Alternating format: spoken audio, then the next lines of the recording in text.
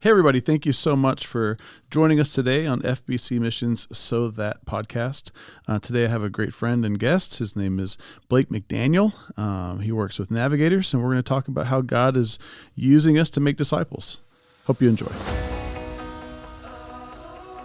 Welcome to FBC Missions So That podcast. This is an encouraging place to hear how God is working in and around us. We know that He blesses His people so that they can bless the world around them. Join us as we discuss how to join God in all that He is doing. Why is God working in our life, church, and community? It's so that through us the world will know that He is near. Hey everybody, so glad that you've joined us today. We've got another fun guest, one of our Perspectives instructors. His name is Blake McDaniel. Hey Blake, how are you, sir? Doing great. I appreciate the chance to be with you today, Chad. Man, I'm so glad that you're here. I was trying to think back on how long we've been friends, but it's been a long time. Yeah, I'm not real good on timelines, but I remember that in a previous life you were the missions pastor at a church down in Beaumont, and you brought me down as an instructor there. And so whenever that was, I'm guessing, maybe 10 or 12 years ago? That had to be 2012, 2013. So yeah, it's a long time ago. Yeah, it might have been earlier. It might have been 2000. So my daughter was born in 2010. That's why we were in Beaumont. We came out of Mexico, so it might have been 2011 was the year that we probably had that first Perspectives class in Beaumont. Yeah, the years are ticking off. Yeah, that's 14 years. Man, we've been friends for a long time, Blake. You look the same, maybe a little bit more white in your hair, but you've not aged at all. Well, you can't tell that on a podcast. You're being very kind. Well, nobody knows. I mean, you could look like Brad Pitt in here. Nobody really knows. But that you're from Austin, so the Texas Hill Country has been kind to you. You look great. So tell us a little about your family, about how you got to Central Texas, how long you've been there. Tell us a little about yourself, Blake. Yeah, I am a long-term Central Texas person. I wasn't born and raised here, but I moved to Austin in 1972 to attend UT, and I've been there ever since. So over 50 years now. And like a lot of folks that do undergrad or grad work at UT, just fell in love with the city and stayed on. Well, in the Hill Country, especially this part of the Hill Country, there's a lot of purple people, those Aggie fans. And I think you might be the first Longhorn fan, a Longhorn graduate that I've had on my podcast. And I have been a long-term, lifelong Longhorn fan. So I just want to welcome you, Blake. It's a special greeting for you today. Well, you're welcome. I did undergrad, I did grad school, and I actually worked at UT for 15 years. Oh, gosh. So my blood is very orange. But I've got a daughter that, guess where she went to school? I don't know. It has to be Aggie Land for us to have this conversation. It is. She went to the Evil Empire. The Evil Empire. Jeff Lewis, he was here a few weeks ago, and he's a Tennessee guy. I always joke with him and say that that's the Flaming Orange School rather than the Burnt Orange School. And he says that you take that beautiful bright orange and you bake it in the sun for too long, and then you get the Texas orange. And I thought that's a great way of saying that, Jeff. So, we're so glad that you're with us today, Blake. You've been doing really mission mobilization for quite a while. Definitely the 14 years we've been friends, but tell me how you got into it. So you were working, you said 15 years for the University of Texas. How did you go from full-time career at the university to moving into really missions mobilization, disciple making, which has, I think, been your longer career? Yeah, great question. In middle age, I was working as a systems analyst at UT Austin, and was involved with the church that I'm still involved with today, Hill Country Bible Church in Northwest Austin. And I was invited by our senior pastor to lead the global outreach effort there at our church as a layperson. We had done a short-term missions trip to Central Asia together where we were doing some teaching at a church planting training center there.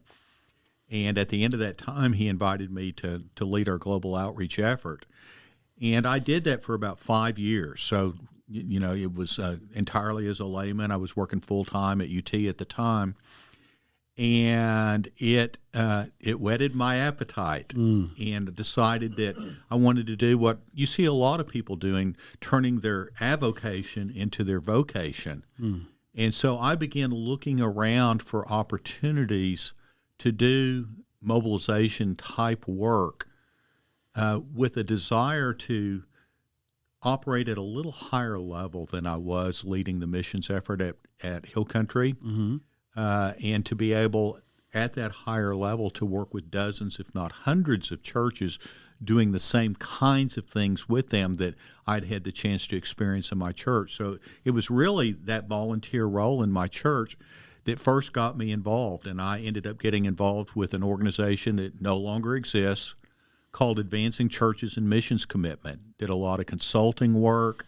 We did conferences and a number of different things to just try to serve as a resource to people like yourself who are leading the missions efforts in local churches.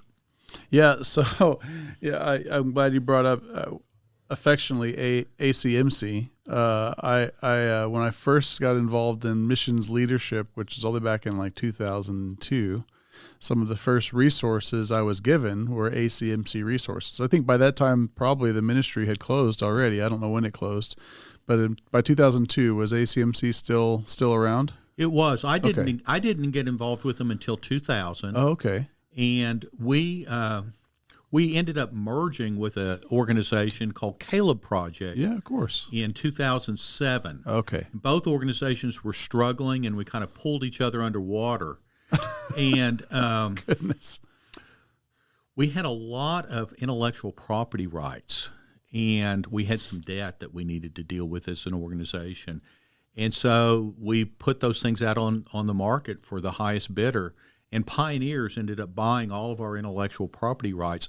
And then they surprised us by providing an opportunity for anybody that wanted to come on board with them to do so. And so most of my ACMC colleagues had scattered to the four winds, but there were, I think, 5 of us who accepted Pioneer's offer and came on board with them, and we actually reconstituted ACMC under the umbrella of Pioneers. Okay. So that's awesome. We had our first instructor for Perspectives this year was Andrew Remke. Oh, yeah. And he's, church partnerships with Pioneers, a great guy, did a great job speaking for us. But he's local, and I've really enjoyed getting to know Andrew. And so a lot of his resources remind me of ACMC, and that would probably be why. Well, there's a strong connection there. ACMC survived for 4 years under the umbrella of Pioneers, and then it was finally shut down. Mm-hmm. And when that happened, I joined that team that Andrew now leads. I was part of the church partnership team.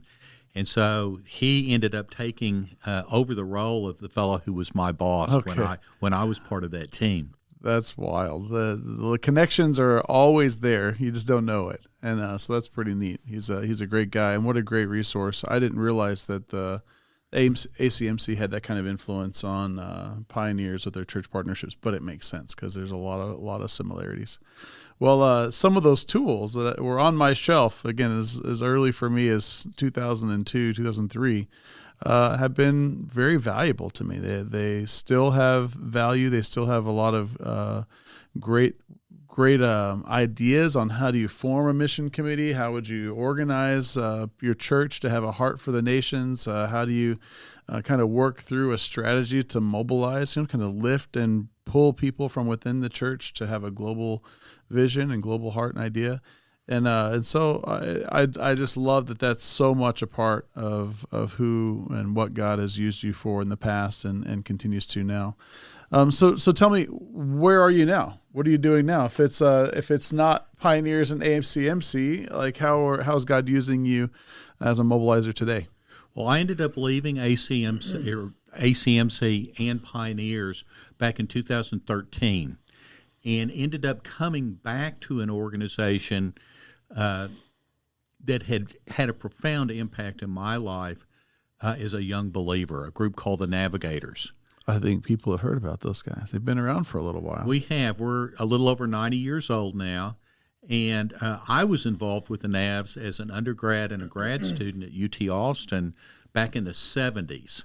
And they really shaped my view of what the spiritual life is and what the Great Commission is all about. So that was my first involvement with the Navs, was back in the 70s. I served as associate staff with them for 5 years back in the 90s with the church arm of the organization. And now here I am later on in life. I'm 11 years into a full-time role with the Navigators. And tell me about that role. What are you doing at this time? Well, I made a move back in the fall to a different arm of the organization. We're big enough where we've got a number of different things that we do. And one of the arms is an arm for senior staff. And I decided when I turned 70 that I probably qualified for that. And so I made that jump back in September. And one of the things I love about it is that they give me a lot more latitude with my job description. Yeah, I sure. figure by this point in time in my life that hopefully I figured a few things out. And so I've got two basic components to what I do with Encore, that senior arm of the organization. One is an international piece. And so my focus within the organization is with Eurasia. And different people use that word in different ways. But for us, Eurasia is the former Soviet Union. Okay. And I'm involved in doing research and doing recruiting of new missionaries for that area of the world. So that's one piece of my job. The other piece of my job is local. So it's really fun having both a local and a global component to what I do. And most of the local stuff I do is through my home church, where I first got this experience leading missions 25 years ago. And I'm involved in disciple making, in coaching and mentoring, in leadership, and just have re-engaged with our global outreach team after nearly a 20-year gap. Yeah. And am doing mobilization work in the context of our church. Man, I love to hear that. It's really exciting to see, one, continuity. You know, people move around a lot today, and there's a lot of changes, and to think that you've been a part of the same community of faith for 30 plus years, that you serving in a place where you used to have various roles over the years, different ways that you've engaged in, and yet you've had the same continuity, the same community of faith for that long is a wonderful thing. I think what you can build in 32 years is different than what you can build in 2, right? You're absolutely right. As a matter of fact, just to elaborate on that a little bit, I view involvement with local church kind of like marriage. There's legitimate grounds for divorce, but it's few and far between. And I see so many people today that don't hold that view of the local church. And so it's a privilege to have been a 32-year member of this church and to have been with them during times where things were going great, but to be able to persevere through times that were a little bit more of a struggle.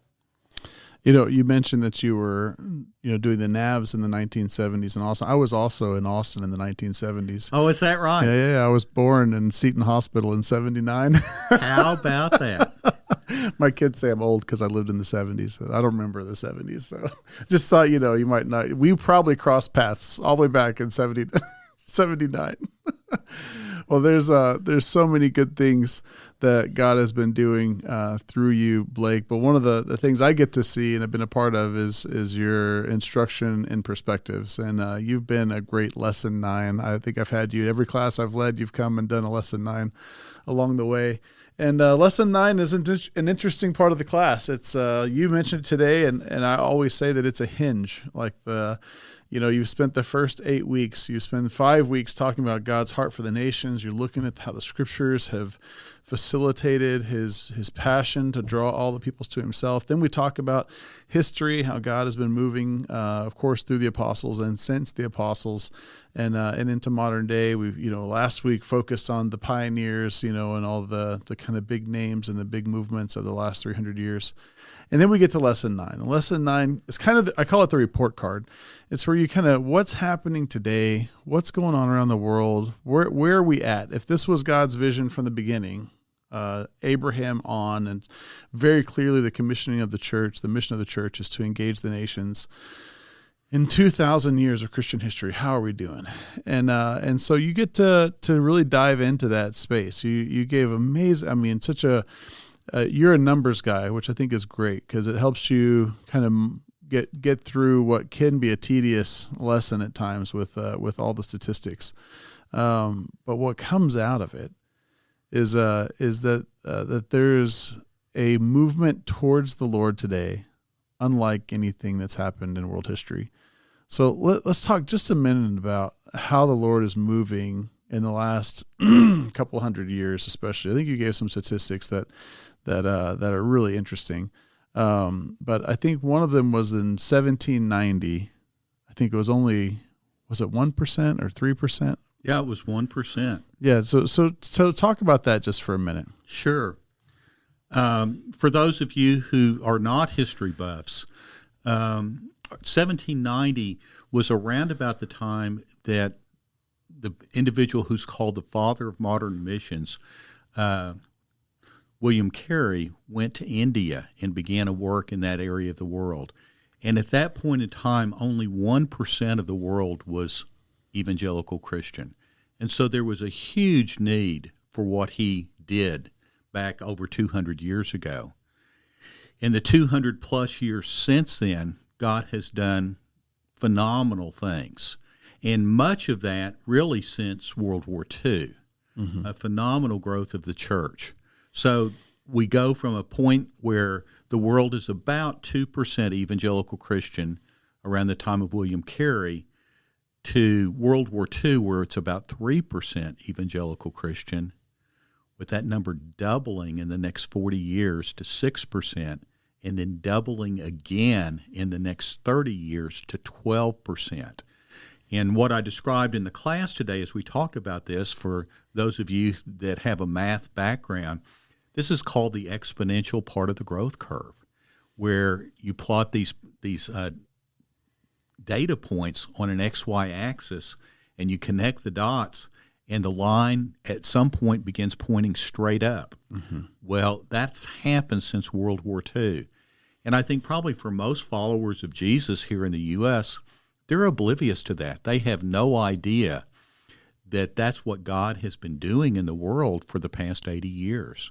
Yeah, it really is remarkable. I mean, just straight from 3% to 12%, a 9% increase in the last 30 years. But the shocking thing is the from 6 to 12% in the last 30 years. And like you said, the trend continues. So you could see another doubling in the next 7.5 years. Like it's really quite incredible to see how the body of Christ is exploding around the world. But you're right, we don't see it here. Why don't we? Why is it not something that we're all aware of? Well, I think one of our tendencies as Americans is to look at the world through an American lens. And I have to acknowledge I do that all the time. Well, when we do that regarding the church, we get a distorted picture of what's really happening in the world. Because think back on what the church in the U.S. has looked like since World War II. With Roman Catholics, with Orthodox, with most folks out of a mainline denominational background, they've seen fairly significant decline in involvement since that time. And even with many of our independent churches, they're doing well if they're just holding steady. If they're maintaining, yeah. But when you look at the numbers outside the Western world, in Latin America, in Africa, in Asia, it's a very different picture. The church is exploding in those parts of the world. And for most of us, we're just not aware. It's not part of our frame of reference for assessing what it is that God is doing. Yeah, it's mind-boggling. The numbers are astronomical to try to think about the number. I think you mentioned today there were 400,000 believers in Nepal when there was maybe like 10 in 1990. I can't remember what the number was. It was something very small in 1990, and now we are 35 years past that, and you have 400,000 believers in Nepal. And you don't see them, you don't hear them. I don't know enough. I mean, I've met a Nepali believer, but not many, and it's definitely not something that's visible at First Baptist Church here in Boerne.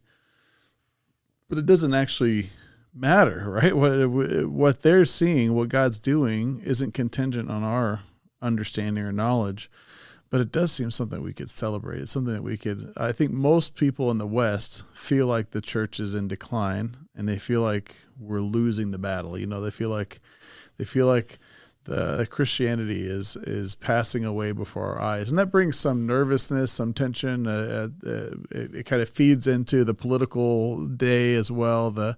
Just this feeling that everything that we know is passing away in front of us. But it's really not the truth on the global scale. The way the gospel is growing among the places it had never been in the past. Yeah, it really is phenomenal to consider what God has done. During the few years of what our lives have been, it's just remarkable. I think there's a tendency among probably Christians around the world to go back when they read their Bibles, maybe especially looking at the book of Acts and Paul's missionary journeys and some of the just amazing stories that are told there and in the Gospels, to think, boy, wouldn't it be great if I could have been a part of all of that?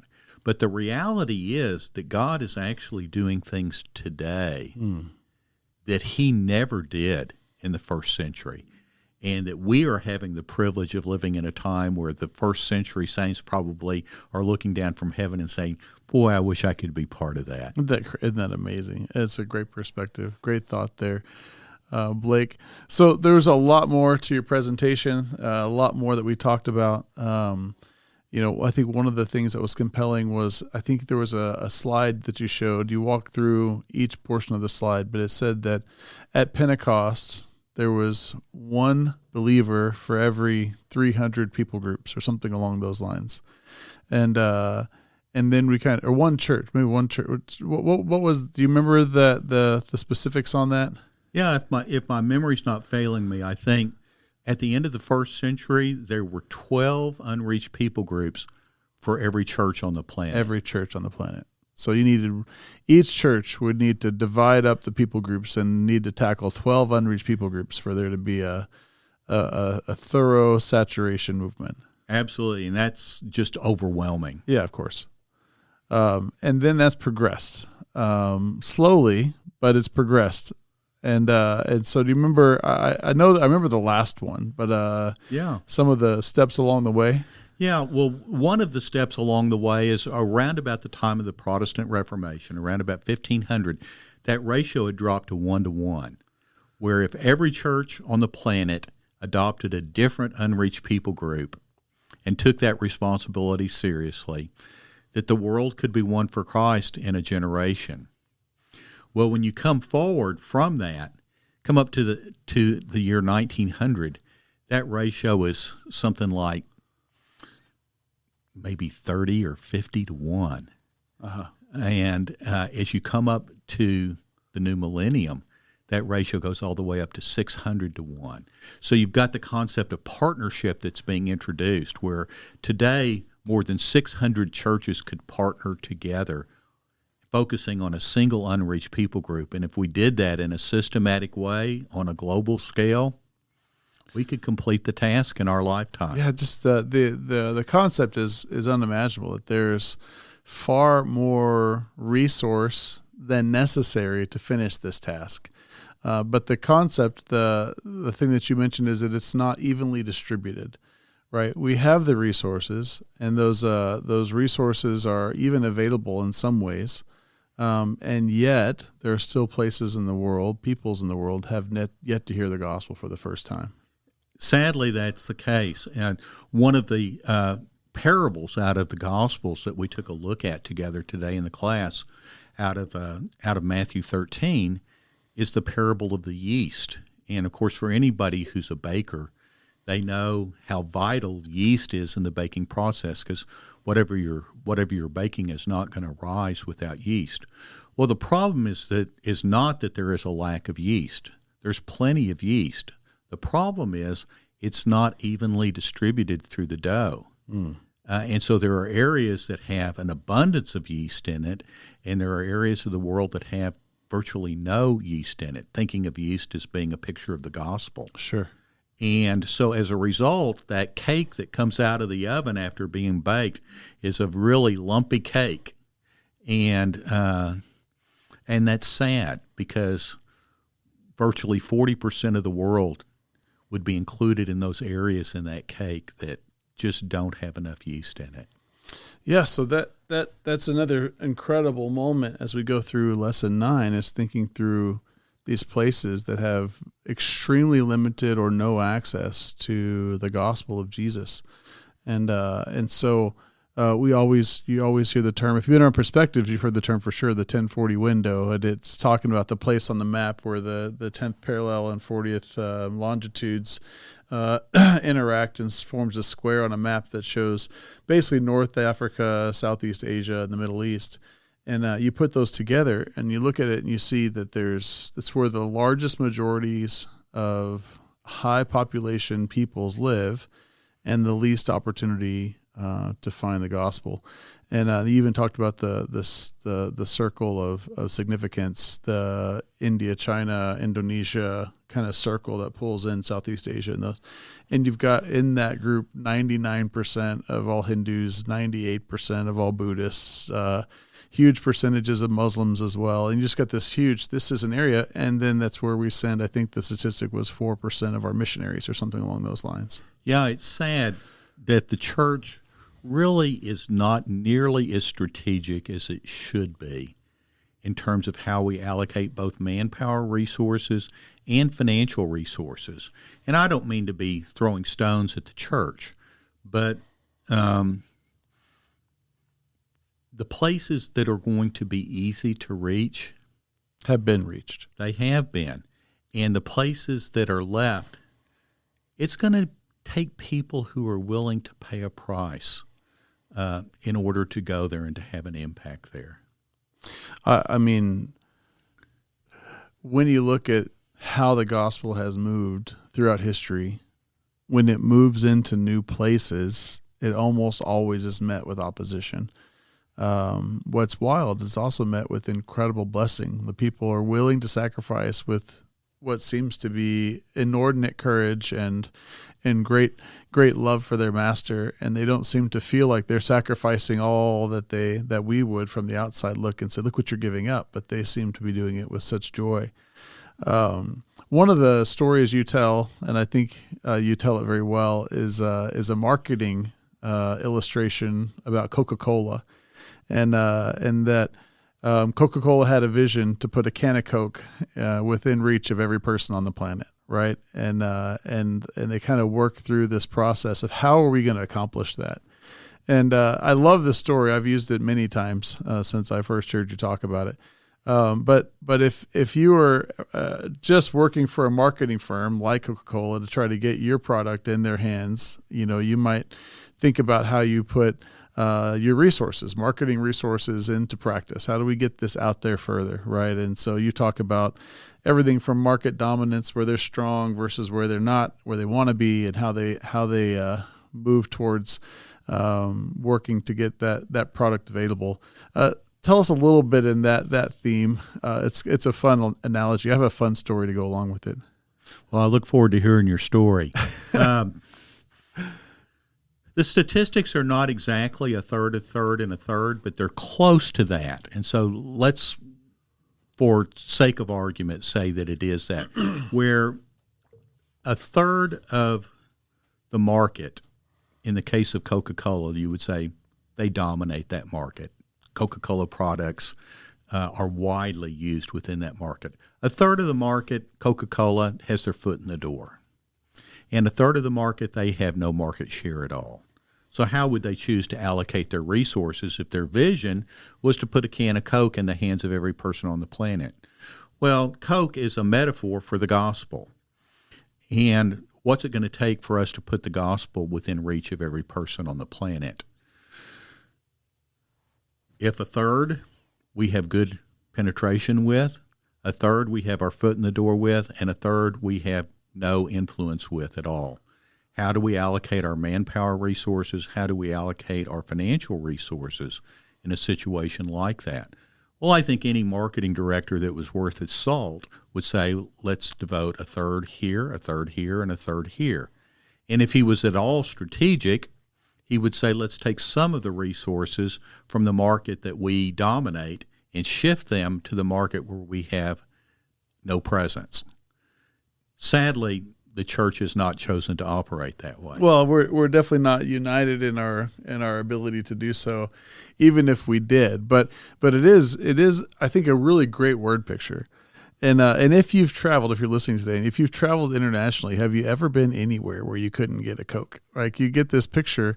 This is my story. I was in the Army from 99 to 2001. I'm sorry, from 97 to 99.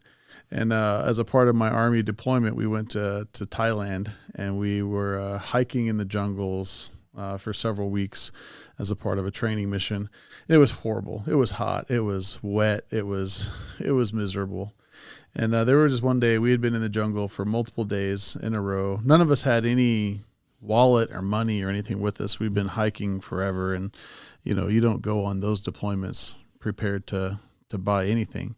But we're hunkered down in the jungle. And if you've been in the military, when you stop, you put yourself in like a defensive posture, a ring. So all of the weapons are pointed outwards towards what, an unforeseen enemy, so to speak.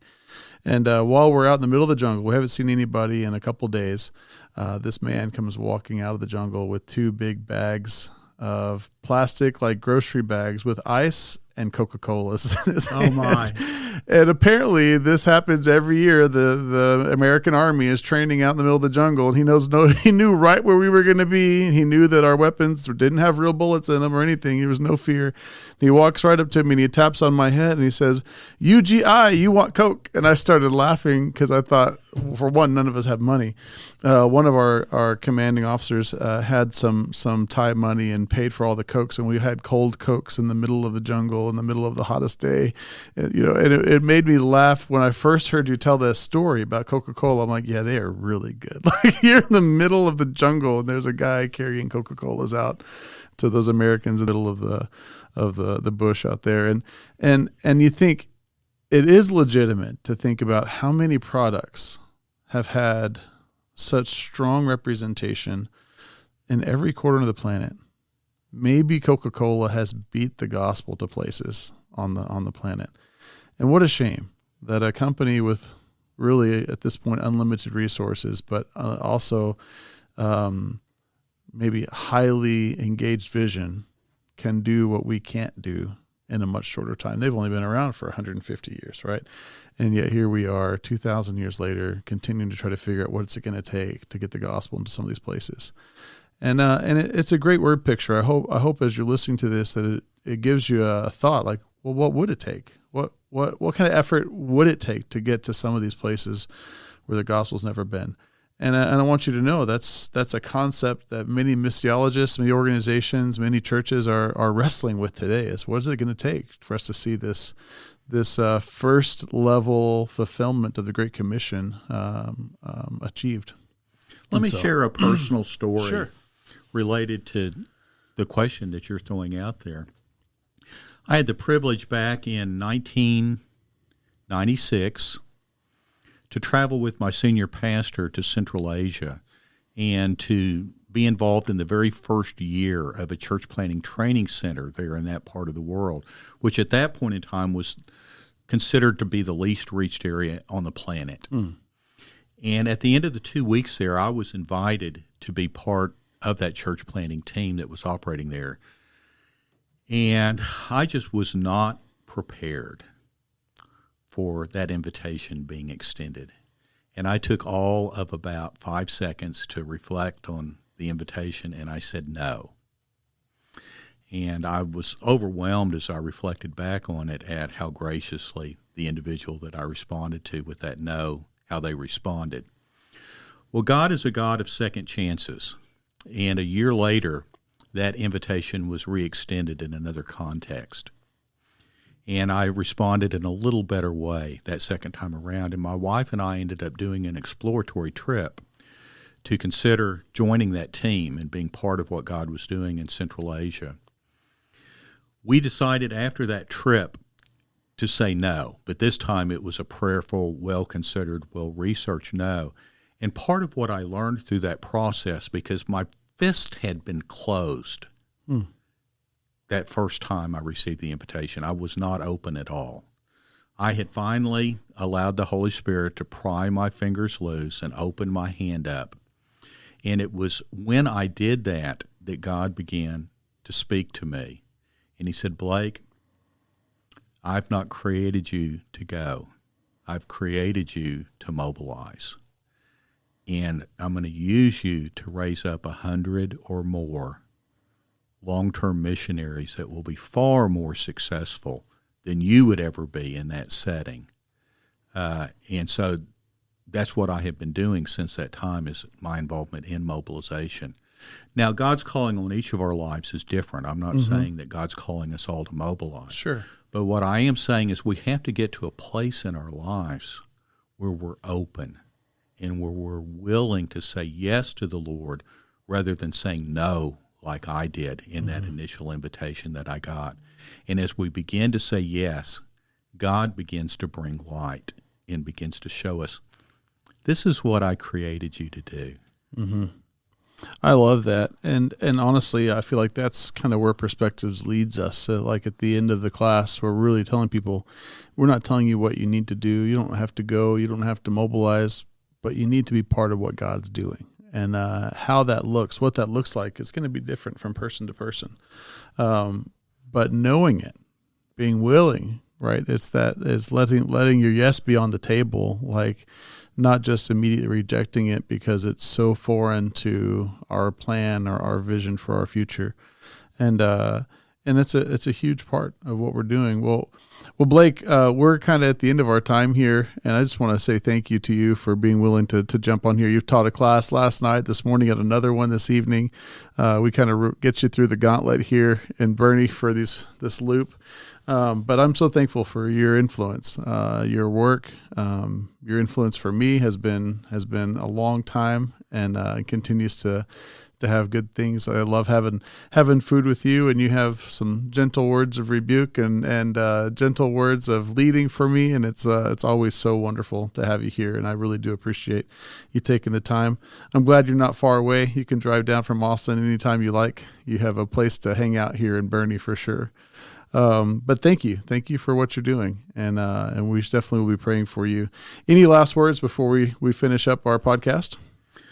Only to return the thanks to you. It's great to be here with you today, Chad. Well, thank you. It really was a blessing. I watched, one of the things I thought was so special today is when you finish the session, normally we finish right at noon, and everyone's out by like 12:05, like 12:10. Today, everyone just hung out. They wanted to talk. They were chatting with each other. They were chatting with you. They were chatting with the leaders. I think there were still 20 or 25 people there at like 12:15. And it was really neat to see how people's hearts were engaged with the content that you gave them. And so, well done, sir. Thank you so much for, again, your influence here.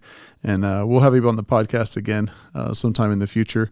But if you're listening today and that this has been encouraging, please reach out. Tell us what you've enjoyed. If you have any questions, we'd love to talk to you more about how you're thinking about this podcast. Blake is not far away. He's in Austin, and I'll put his contact information in the show notes if you want to reach out to him and hear more about what God's doing through the Navigators around us and in his work. So thank you, sir, for your time with us today. And for those of you listening, the podcast, we call it the So That Podcast, and we just remember that God has called us for a purpose, and that purpose is not just for our enjoyment of Him. That's a great part of it, but it's so that His name will be made known among the nations and His salvation among all the peoples. And so be a blessing wherever you are. Make sure that you're a gospel light to the people to whom God has sent you. Have a wonderful day, and God bless. We are so thankful that you joined our podcast today. We would love to hear any feedback you may have for us. Remember, Psalm 67 says, "May God be gracious to us and bless us, and make His face shine on us, so that your ways may be known on earth and your salvation among all nations." Don't forget why the Lord blesses us. It's so that we can be a blessing to those around us. Until next time, God bless.